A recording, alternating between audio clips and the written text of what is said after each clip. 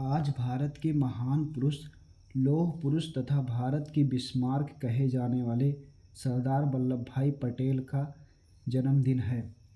इनका व्यक्तित्व इतना बड़ा है, इतना महान है कि जितना कहा जाए उतना ही कम है। सरदार वल्लभ भाई पटेल का जन्म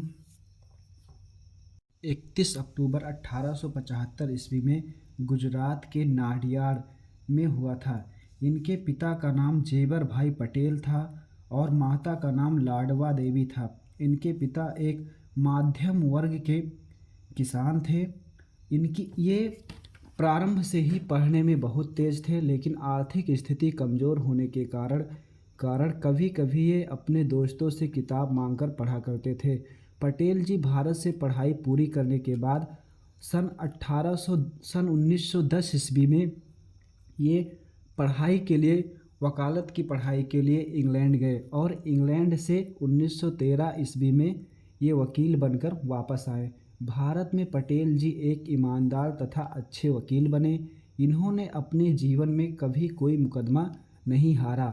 शुरुआत में पटेल जी आंदोलन में ज़्यादा सक्रिय नहीं थे और ना ही गांधी जी के विचारों को मानते थे। पटेल जी कहते थे कि ब्रह्मचर्य और अहिंसा के रास्ते पर चलकर देश को आज़ादी नहीं मिलेगी।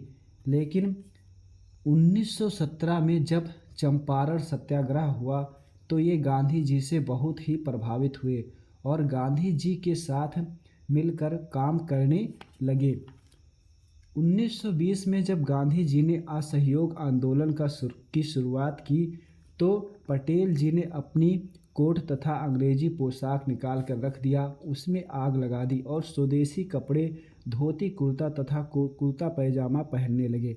असहयोग आंदोलन में पटेल जी ने बहुत ही सक्रिय भूमिका निभाई, पर सरदार वल्लभ भाई पटेल के जीवन का, व्यक्तित्व का असली निखार जो उनको आगे नेतृत्व करने का मौका मिला वो 1928 में बरदौली के सत्याग्रह में हुआ। बरदौली के किसानों के फसल का नुकसान हो गया था और अंग्रेज उन किसानों पर टैक्स को 6% से बढ़ाकर 22% कर दिया था। अंग्रेज़ों ने एक घोषणा पत्र भी निकाला जिसमें लिखा था कि जो किसान टैक्स नहीं देगा उसकी ज़मीन हड़प ली जाएगी। किसान आकर गांधी जी से मिले। गांधी जी ने इसका नेतृत्व वल्लभ भाई पटेल को दे दिया। वल्लभ भाई पटेल बरदौली जाकर सभी किसानों की समस्याओं को सुना। पटेल जी जानते थे कि जब किसान अपना अंगूठा लगाएंगे या हस्ताक्षर करेंगे तभी ज़मीन अंग्रेज़ों के नाम होगी। इस तरह पटेल जी ने अपने कुछ गुप्तचर बनाए जो यह पता करते थे, पटेल जी के गुप्तचर यही पता करते थे कि आज अंग्रेज़ किस किसान के घर जाने वाले हैं, तो उस किसान को सरदार वल्लभ भाई पटेल पहले ही पकड़ लेते थे और उस किसान के सभी सदस्य को 2 महीने के लिए अलग भेज देते थे। इससे जब अंग्रेज़ किसान के घर पहुंचते थे तो अंग्रेज़ों को कोई भी किसान नहीं मिलता था और किसान के घर ताला लगा रहता था। इस तरह सरदार वल्लभ भाई पटेल बरदौली के सभी किसानों को अपने गुप्तचर से यह पता लगा लेते थे कि आज अंग्रेज़ किसके घर पहुंचने वाले हैं और उस किसान को पहले ही ये कहीं अलग स्थान पर शिफ्ट कर देते थे। तो यह कार्यक्रम लगभग 2 महीने चला और अंग्रेज़ इससे तंग आ गए। फिर अंग्रेज़ों ने कहा कि अब तो हमें ना ही मिल रहा है टैक्स और ना ही अंग्रेज़ों की ज़मीन मिल रही है। इससे अंग्रेज़ तंग आकर उन्होंने अपने टैक्स के घोषणा पत्र को वापस ले लिया और उन्होंने कहा कि अब किसान लोग 6% ही टैक्स देंगे। इस तरह से किसानों की ज़मीन अंग्रेज़ों से बच गई। वल्लभ भाई पटेल के इस नेतृत्व से बरदौली के लोग बहुत ही खुश हुए और बरदौली की महिलाओं ने सरदार वल्लभ भाई पटेल को सरदार की उपाधि दे दी। बरदौली की महिलाएं इतनी खुश थी कि उन्होंने कहा वल्लभ भाई पटेल अब सरदार वल्लभ भाई पटेल कहे जाएंगे। ये सरदार हैं, ये चीफ ऑफ प्लानिंग हैं, ये अच्छे से प्लान करते हैं और हम लोगों की ज़मीन बचा ली। सरदार वल्लभ भाई पटेल के इस आंदोलन ने उन्हें केवल गुजरात में ही नहीं बल्कि पूरे भारत में ही प्रसिद्ध कर दिया। 1942 में गांधी जी द्वारा भारत छोड़ो आंदोलन चलाया गया, जिसमें लोगों को जोड़ने के लिए सरदार वल्लभ भाई पटेल ने जगह जगह पर रैलियां की और लोगों को इसमें जोड़ने के लिए कहा। फिर अंग्रेज़ों ने इन्हें गिरफ्तार कर लिया और अहमदाबाद के किले में इन्हें बंदी बनाकर रखा गया। 3 साल बाद 1945 में उन्हें रिहा किया गया। उस समय अंग्रेज सेना काफ़ी कमज़ोर हो चुकी थी, क्योंकि द्वितीय विश्व युद्ध भी समाप्त हो गया था और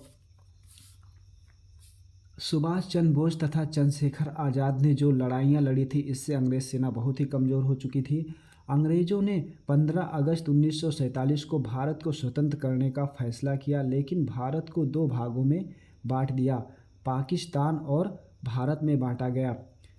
अंग्रेज गवर्नर लॉर्ड माउंटबेटन ने कहा कि जो रियासतें भारत में मिलना चाहे वो भारत में मिले, जो पाकिस्तान में मिलना चाहे वो पाकिस्तान में मिले, तथा जो रियासतें स्वतंत्र रहना चाहती हैं वो स्वतंत्र ही रहें। भारत जब आज़ाद हुआ तो भारत का प्रथम प्रधानमंत्री चुनना था। तो भारत के प्रथम प्रधानमंत्री बनाने के लिए भारत की प्रांतीय कमेटी जो बनी थी, उनमें चुनाव हुआ, जिसमें चुनाव के दौरान जो जितने भी वोट थे, उसमें अधिक से अधिक वोट सरदार वल्लभ भाई पटेल जी को मिले। सभी प्रांतीय कमेटी को सभी जनता ने स्वीकार किया और सारी जनता यह चाहती थी कि भारत के प्रथम प्रधानमंत्री सरदार वल्लभ भाई पटेल बने। नेहरू जी को कुछ भी वोट नहीं मिला था, तो गांधी जी के कहने पर सरदार वल्लभ भाई पटेल ने चुनाव से अपनी सदस्यता वापस ले लिया और गांधी जी चाहते थे कि भारत का प्रथम प्रधानमंत्री पंडित जवाहरलाल नेहरू बने, क्योंकि पंडित जवाहरलाल नेहरू को अंग्रेज़ों से कन्विंस करने में काफ़ी सरलता रहती थी। तो भारत के पहले प्रधानमंत्री पंडित जवाहरलाल नेहरू बनते हैं। तो सरदार वल्लभ भाई पटेल भारत के पहले उप प्रधानमंत्री तथा गृह मंत्री बनते हैं। उस समय भारत जब आज़ाद हुआ तो भारत में लगभग 562 रियासतें थी। सरदार वल्लभ भाई पटेल सभी छोटे छोटे राजा रजवाड़ों के पास जाकर उन्हें भारत में मिलने के लिए कहा। लगभग अधिकतर रियासतें मान गई और भारत में मिली। भारत के स्वीकृति पत्र पर हस्ताक्षर भी किया, लेकिन इनमें से कुछ रियासतें थी, जिनमें से 4 रियासतें थी जो भारत में नहीं मिली थी। इन चारों रियासतों को सरदार वल्लभ भाई पटेल भारत में मिलाने के लिए साम दाम दंड भेद की प्रक्रिया अपनाई और सरदार वल्लभ भाई पटेल ने इन चारों रियासतों में से एक रियासत थी जूनागढ़ की रियासत। जूनागढ़ में जो राजा था वो राजा मुस्लिम था तथा वहाँ की जनता हिंदू थी। तो वह राजा पाकिस्तान में मिलना चाहता था। पाकिस्तान के घोषणा पत्र और मोहम्मद अली जिन्ना के साथ वो मिला और उसमें पाकिस्तान में मिलने की वो पेशकश प्रस्तुत किया। लेकिन सरदार वल्लभ भाई पटेल इस जूनागढ़ में जाकर वहाँ पर जनमत संग्रह करवा लिया। जनमत संग्रह में वहाँ की जनता हिंदू थी, जनता सारी भारत में मिलना चाहती थी और जनता ने भारत के लिए वोट दिया और वहाँ पर जनमत संग्रह के आधार पर पाकिस्तान के लिए बहुत ही कम वोट मिले और भारत में मिलने के लिए ज़्यादा वोट मिला। इसलिए जूनागढ़ की रियासत को भारत में मिला लिया गया। उसके बाद दूसरी रियासत थी हैदराबाद की रियासत। हैदराबाद बाद में जो निज़ाम था वो निज़ाम अपने को पहले ही स्वतंत्र घोषित कर लिया था। वह पाकिस्तान से मिल भी गया था। पाकिस्तान को ढेर सारा रुपया पैसा भी आतंकवाद को लाकर भारत पर कब्जा करने के लिए दे दिया था। लेकिन वहाँ की जो जनता थी, वहाँ जितने हिंदू जनता थी, उस पर निज़ाम अपनी अत्याचार फैलाना शुरू कर दिया, जिससे सरदार वल्लभ भाई पटेल को ये सारे अत्याचार पता चले। बहुत से लोगों को निज़ाम ने मरवा दिया था। इससे सरदार वल्लभ भाई पटेल वहाँ पर सैन्य कार्रवाई का आदेश दे दिया और पटेल ने कहा जितने भी दंगई सामने आए उनको तुरंत गोली मार दी जाए। भारत की पुलिस हैदराबाद में जाकर लगभग 5 दिन भारत की पुलिस और हैदराबाद के दंगइयों के बीच बीच झड़प हुआ और मुकाबला चला। उसके 5 दिन बाद हैदराबाद का निज़ाम भारत को सरेंडर कर दिया और निज़ाम ने भारत का घोषणा पत्र स्वीकार कर लिया। इस तरह हैदराबाद भी पुलिस कार्रवाई से, सैन्य कार्रवाई से भारत में शामिल हो गया। उसके बाद जो तीसरी रियासत थी वो जोधपुर की रियासत थी।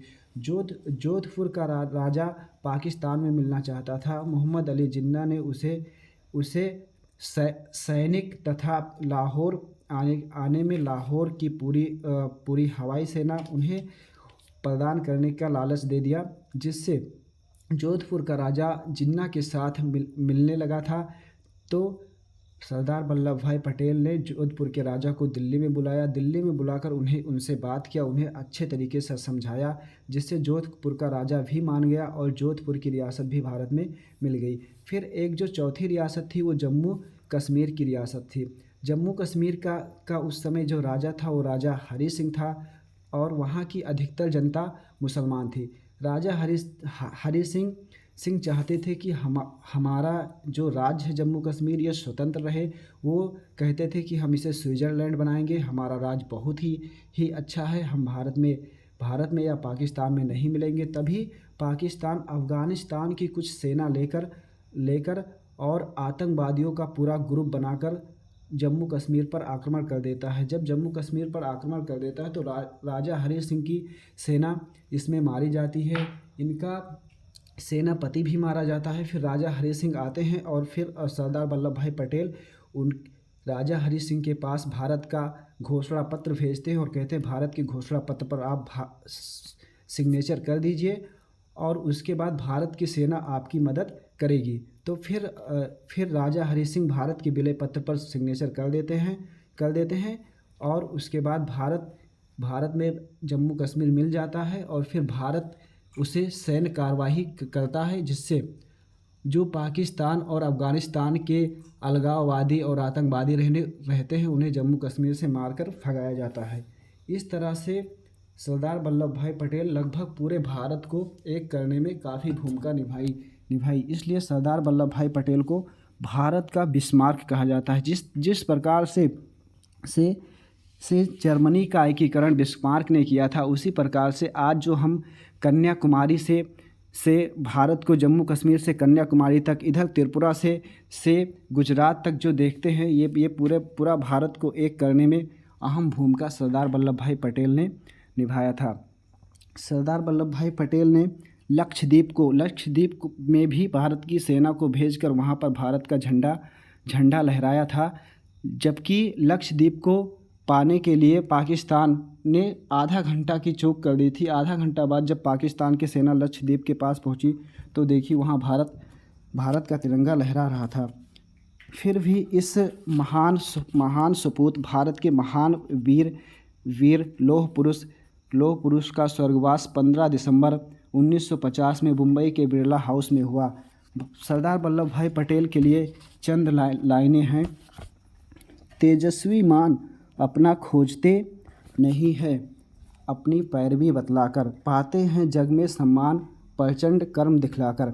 एकता ही देश की तकदीर है, जिसमें एकता नहीं वो देश नहीं, वो फ़कीर है।